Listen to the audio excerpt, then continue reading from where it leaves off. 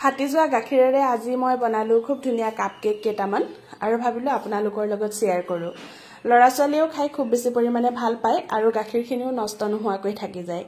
আৰু একেবাৰে সহজতে পাকঘৰত থকা কেইটামান বস্তুৰে আসলতে কাপকেকটো বনালো আৰু লগতে এয়া চাওক ফাটি যোৱা গাখীৰ আৰু গাখীৰখিনি ধুনীয়াকৈ পগালেও মোৰ ফাটি যায় কিয় বা অকনমান চেকি চালো তিতা হোৱা নাই গতিকে ভাবিলো কাপকেককে বনাও। তাৰ বাবে লৈছো এয়া সুজিৰ পেকেটটো চালো সুজিও একেবাৰে কমকৈ আছিল যেনে তেনে কৰি একেবাৰে 1.5 কাপ ওলাইছে। আপোনালোকে 1.5 কাপ লব সুজি তাৰ পিছতে লব আপোনালোকৰ সোৱাদ অনুসৰি চেনি আৰু যদি আপোনালোকে চেনি নাখায় গুড়ো ব্যৱহাৰ কৰিব পাৰে আৰু খুব ধুনীয়াকৈ মিহলাই লব আৰু তাৰ পিছতে একেলগে দি দিব 1 চামুচ মানৰ জোখৰ বেকিং পাউডাৰ আৰু গোটেইখিনি আকৌ এবাৰ ধুনীয়াকৈ মিহলি কৰি লব। যদি ইচ্ছা কৰে মিক্সিত এবাৰ মানে গুড়ি কৰিও লব পাৰে। মই কৰা নাই কাৰণ মিক্সিটো কষ্ট নিদিও বুলি ভাবিলো এনেকৈ হৈ যায় যিহেতু। ফাটি যোৱা গাখীৰৰ পৰা মোৰ দৈ ওলালে প্ৰায় 1.5 কাপ মানৰ জোখৰ আৰু গোটেইখিনি দি দিলো মানে 1.5 কাপ সুজি 1.5 কাপ গাখীৰ ফাটি যোৱা। খুব ধুনীয়াকৈ মিহলাইছো ইমান পৰ্যায়লৈকে মিহলাইছো যাতে চেনিখিনি পুৰা মিলি যায় আৰু তেতিয়ালৈকে মিলাই থাকিব খুব কোমল হাতেৰে মিলাব লাহে লাহেকৈ। আৰু এটো একেবাৰে অপচনেল হয় যদি আপোনালোকৰ ওচৰত আছে তেতিয়াহলে দিব যদি নাই তেতিয়াহলে নিদিব। কোকো পাউডাৰ দিছো মই অকনমান বেছি ভাল হ'বলৈ কাৰণ আমাৰ মনুৱে আগো মানে চকলেট কেকটো অলপ বেছি ভাল পায় গতিকে ভাবিলো কোকো পাউডাৰ যেহেতু আছে সেইকাৰণে দিয়ে দিও। আপোনাৰ যদি ভাল লাগিছে এই মুহূৰ্তলৈকে চাই আছে যদি ভাবিছে ভিডিওটো আপোনাৰ কাৰণে উপকাৰী যদি আপোনাৰো ঘৰত গাখীৰ ফাটে তেতিয়াহলে আপুনিও শেয়াৰ কৰি থৈ দিব। কেতিয়াবা আপুনিও বনাই খাব পাৰিব আপোনাৰ লৰা ছোৱালীকো দিব পাৰিব বা ডাঙৰেও খাই খুব বেছি পৰিমাণে ভাল পাব দেই যিসকলে দৈ খাই বেয়া পায় তেওঁলোকৰ কাৰণেও। হেয়া যে দেখিলে হেয়া ইলাচি কেইটামান খুব ধুনীয়াকৈ হিলগুটিৰে খুন্দি গুড়ি কৰি তাতে দি দিলো দৈৰ গোন্ধটো নাহিবৰ বাবে। আৰু মাজে মাজে যে দেখিছে ঢাকনিখনত আসলতে মোৰ মোবাইলৰ ষ্টেণ্ডডাল উঠিছে কেতিয়াবা বাৰু মোৰ মোবাইলৰ ষ্টেণ্ডডাল দেখুৱাম।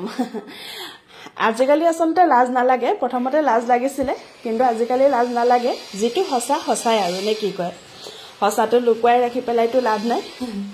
আৰু হেয়াই এতিয়া খুব ধুনীয়াকৈ মই লৈছো কেইটামান ডিসপোজেবল গিলাস আপোনালোকে সৰু সৰু ষ্টিলৰ বাটিও ব্যৱহাৰ কৰিব পাৰে। ডিসপোজেবল গিলাস লৈ পেলাই তাতে মই অকনমান দিছো ৰিফাইন দি পেলাই ধুনীয়াকৈ গিলাস গিটা মই মোহাৰি লৈছো আৰু মই এই যে মিহলি কৰি লৈছিলো মিশ্ৰণখিনি প্ৰায় 10-15 মিনিট মান সময় ৰেষ্ট দিছিলো।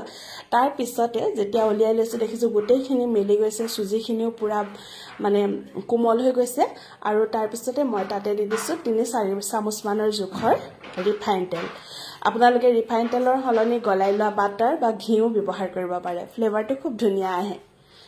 আৰু এইখিনি সময়তে আপোনালোকে চকো চিপছ নাইবা কিবা ফলমূল আম বা আনাৰস বা আপেল সৰু সৰুকৈ কাটি দি দিলেও খাবলৈ খুব বেছি পৰিমাণে ভাল লাগে। মই একেবাৰে নৰমাল কৰি বনাইছো।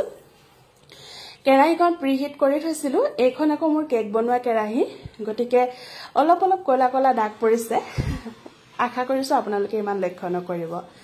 সিমত মই প্ৰায় 40 মিনিট সময় এনেকৈ বেক কৰিছো মানে ঢাকন দি পেলাই আৰু চাওক চুৰিখন ভৰাই দিছো অকনমানো লাগি অহা নাই তাৰ মানে ভিতৰৰ পৰাই খুব ধুনীয়াকৈ সিজি গৈছে।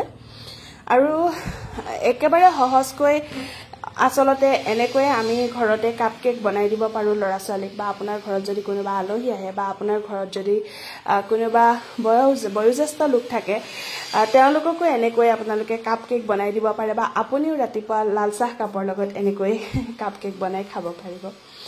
আৰু কেনেকুৱা লাগিছে ভিডিওটো জনাবলৈ নাপাহৰিব। এতিয়া ধুনীয়াকৈ ঠাণ্ডা হোৱাৰ পিছত ভাবিলো এটা আপোনালোকক কাটিয়ে দেখুৱাই দিও ভিতৰটো দেখি পাব চাওকচোন কিমান ধুনীয়াকৈ সিজি গৈছে আৰু এনেকৈ আসলতে বনাই থলে আৰুনো কি লাগে নহয় জানো। বহুতে কয় গাখীৰ ফাটি যোৱাৰ পিছত তিতা হৈ যায় বুলি কিয় তিতা হয় আসলতে মই নাজানো কিন্তু মোৰ ইমান মানে তিতা নহয় মই তিতা নাপাওয়ে গতিকে এনেকৈ বনালো।